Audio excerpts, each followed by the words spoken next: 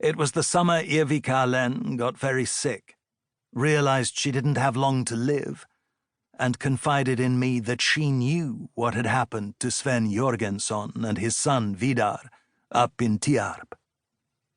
We hadn't known each other very long. I knew Irvi had been a police officer and had moved to the house near Tofta a few years after retiring. Her husband, Ronny, had died, and in her widowhood, she devoted her days to the beautiful garden surrounding their house. It was situated a few kilometers up in the woods. That was how we met. Ever since my return, I've lived a relatively quiet life. That's how I like it. I'm over 40 now, and my days don't include any children, women, or other distractions. I spend my time writing or reading. Once or twice a week, I take the car and go grocery shopping, drop by the bookstore, or visit my parents. They're in their 70s now. On occasion, I drive down to Lund, where my brother works, and where my editor spends half his time. I don't do much else. If I like, I can walk down to the bus stop on Vikhavegen and ride into town to see an old friend over a cup of coffee or a beer. Those trips are increasingly scarce now. The only truly regular facet of my existence, beyond writing and reading, is taking walks.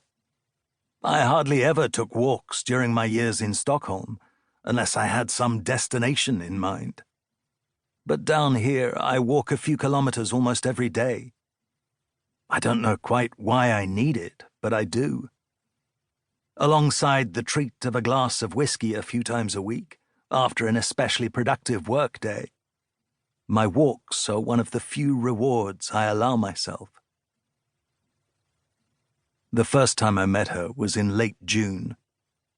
The old woman was in her garden next to an open bag of potting soil. The quiet nature of her surroundings meant that she noticed me right away as I came walking by. She looked up, spotted me, nodded, and smiled. "Aren't you the one who moved in down by the road, into the yellow house?" "Yes, that's me. I moved here recently," I said. "Where did you live before?" "Stockholm, but I'm from here originally." "I've seen you on walks in the neighborhood." "It's become a habit. This is a beautiful stretch." "Oh, maybe it is. It's like I don't see it myself anymore." She strode over to the fence and put out her hand. "I'm Irvi." Once I'd introduced myself, she said, "That's right. You're the one who writes books, aren't you?" "Yes," I said, even though I hadn't been able to write a word since I came back. "I suppose I am." "I haven't read any of them, I have to confess." "There's no need to. Have you lived here long?" "For almost 15 years. My husband and I bought the house. Now it's just me. I've thought about selling it, of course," she went on, as if anticipating a question she heard often. "But I don't know. Where would I go? I'm 80 years old. I guess I'll just keep living." The next time we met, a week or so later, she invited me in for a cup of coffee, and we exchanged phone numbers.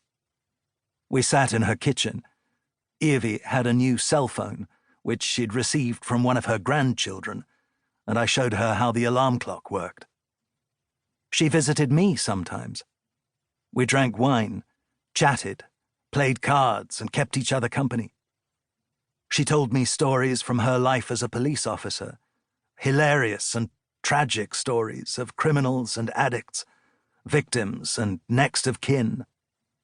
How it had been different being a woman on the force at the time, and yet not. She showed me pictures from a photo album and spoke about her late husband, Ronny, about her children and grandchildren, about her brother, Einar. I told her I'd moved back to my childhood home, that I was trying to get it in order, but didn't know how, that I hadn't been able to write, and hadn't even had anything to write about in ages.